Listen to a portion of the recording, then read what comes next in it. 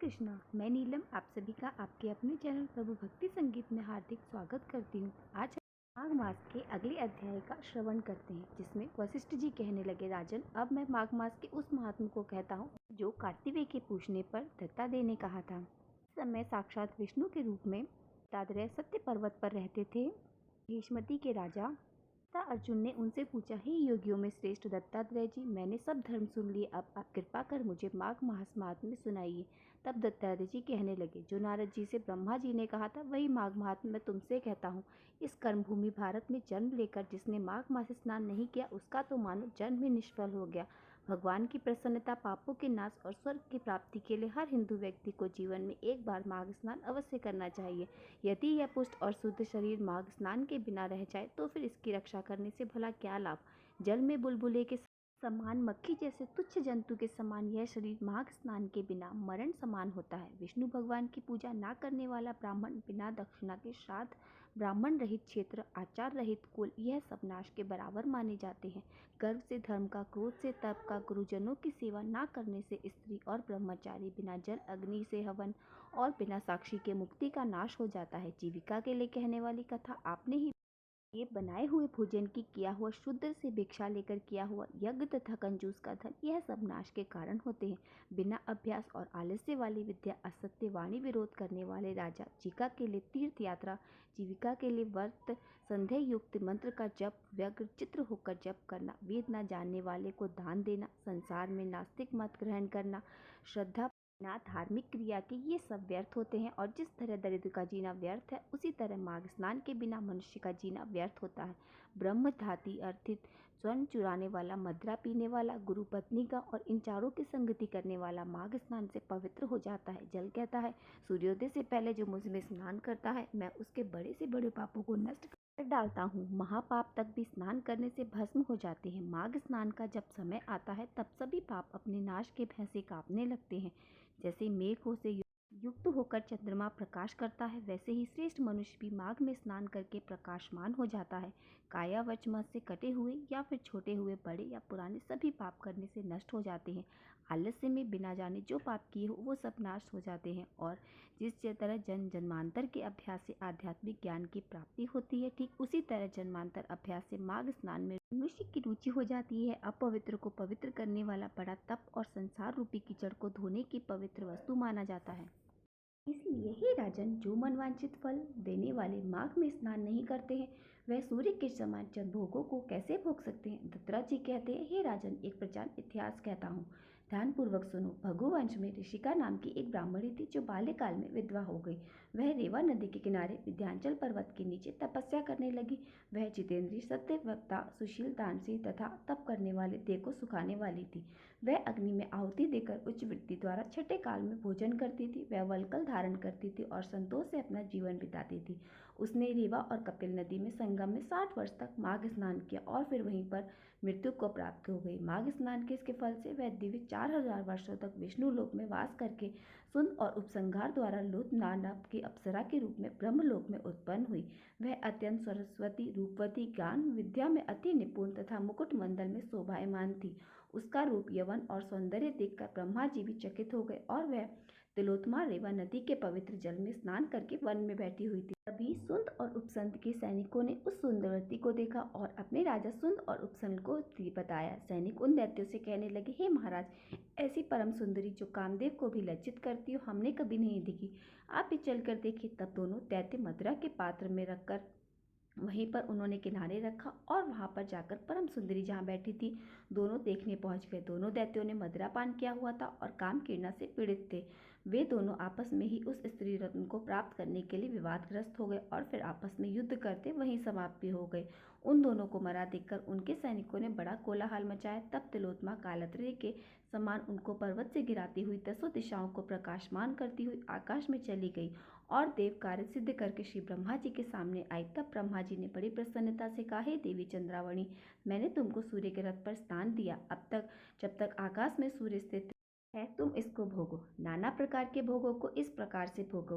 हे राजन, वह ब्राह्मणी अब भी सूर्य के रथ पर माघ स्नान के उत्तम भोगों को भोग रही है। इसलिए श्रद्धावान पुरुषों को उत्तम गति पाने के लिए यत्न के साथ साथ माघ स्नान में विधि पूर्वक स्नान करना चाहिए।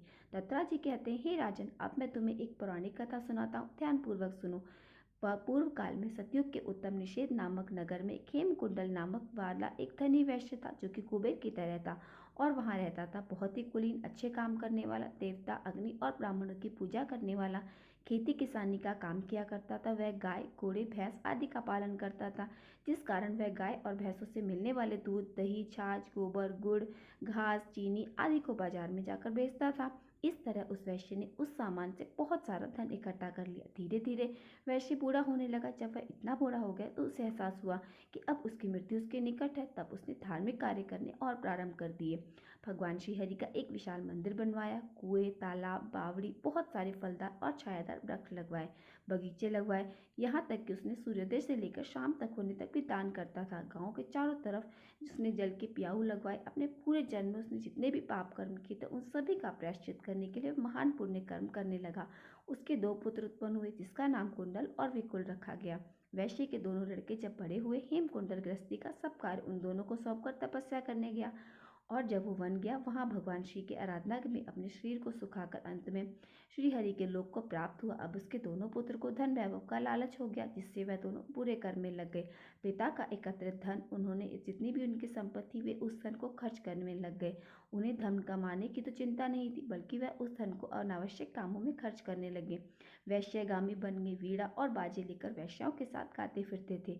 अच्छे और सुंदर वस्त्र पहनकर, सुगंधित तेल कर वो भांड और खुशामदों से घिरे हुए हाथी की सवारी और सुंदर घरों में रहते थे। इस प्रकार वैश्य के वो दोनों पुत्र धन को बुरे कामों में नष्ट करने लगे।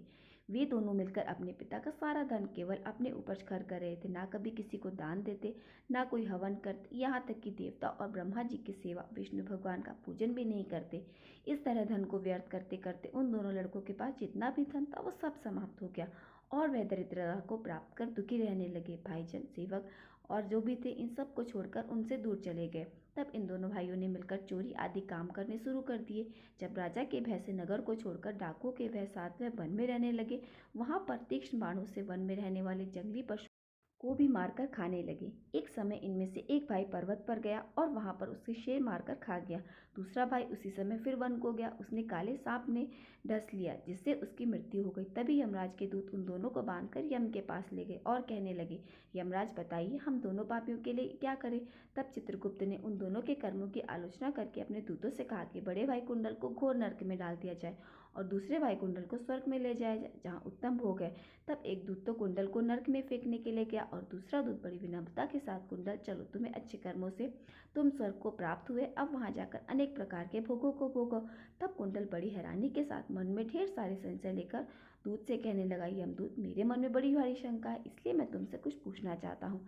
कृपा कर मेरे प्रश्नों का उत्तर दीजिए। हम दोनों भाई एक ही कुल में पैदा हुए, एक जैसे कर्म किए, दोनों भाइयों ने कोई धार्मिक कार्य नहीं किया, कभी किसी की सहायता नहीं की, फिर हम दोनों, एक नरक को और दूसरा स्वर्ग को, किस कारण मिल रहा है। यमदूत, मैंने तो पूरे जीवन में कोई सत्कर्म नहीं किया, इस कारण में स्वर्ग जाने का कोई कारण भी नहीं दिखता। कृपया कर मुझे बताइए, मेरी शंका दूर कीजिए। यह सब सुनकर यमदूत कहने लगे कि कुंडल, माता पिता, पुत्र पत्नी, भाई बहन से सब संबंध जन्म के कारण होते हैं और जन्म होते ही कर्म को भोगने के लिए है। जिस प्रकार एक वृक्ष पर अनेक पक्षियों का आगमन होता है, ठीक उसी प्रकार इस संसार में पुत्र, भाई, माता पिता का संगम होता है। इनमें से जो जैसे कर्म करता है वैसे फल भोगता है। तुम्हारा भाई अपने कर्मों से नरक में चला गया और तुम अपने भाइयों के कर्म के कारण ही स्वर्ग में जा रहे हो। तब विकुल ने बड़े आश्चर्य से पूछा, यमदूत, मैंने तो कोई धर्म का कार्य नहीं किया, मैं सदा पापों में लगा रहता था, मैं अपने पुण्य के कर्म को जानता तक नहीं हूँ। यदि तुम मेरे पुण्य कर्मों को जानते हो तो कृपा कर मुझे बताओ। तब देवदूत कहने लगे, सुनो, मैं सब प्राणियों के बारे में भली भांति जानता हूँ, लेकिन तुम नहीं जानते। सुनो, हरिमित्र का पुत्र सुमित्र नाम का एक ब्राह्मण था, जिसका आश्रम यमुना नदी के दक्षिण दिशा में था। उसके साथ जंगल में ही तुम्हारी मित्रता हुई थी और फिर तुम दोनों एक साथ, दोनों एक प्यार में, माघ मास में तुमने यमुना जी में स्नान किया था। पहली बार स्नान करने में तुम्हारे सारे पाप नष्ट हो गए और दूसरी बार स्नान करने से तुम्हें स्वर्ग प्राप्त हुआ।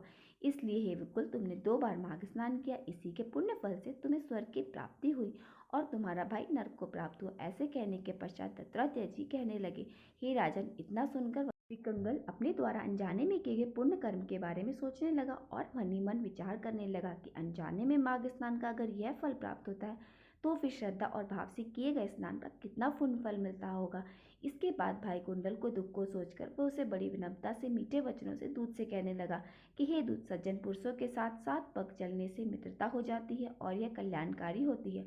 मित्र प्रेम की चिंता ना करते हुए तुम मुझे इतना बताने की कृपा करो कि कौन से कर्म से मनुष्य यमलोक को प्राप्त नहीं होता, क्योंकि तुम तो सर्वज्ञ हो, तुम्हें सब पता है। हरे कृष्णा। आज का अध्याय में बस इतना ही। इसके आगे का वृतांत आप सभी अगली कथा में जरूर सुनिएगा। उम्मीद करती हूँ आप सभी को आज का अध्याय पसंद आया होगा। अगर वीडियो पसंद आई हो तो वीडियो को लाइक और मेरे साथ जुड़े रहने के लिए चैनल को सब्सक्राइब अवश्य कर लीजिए। इसके आगे का अध्याय अब हम कल सुनेंगे। हरे कृष्णा।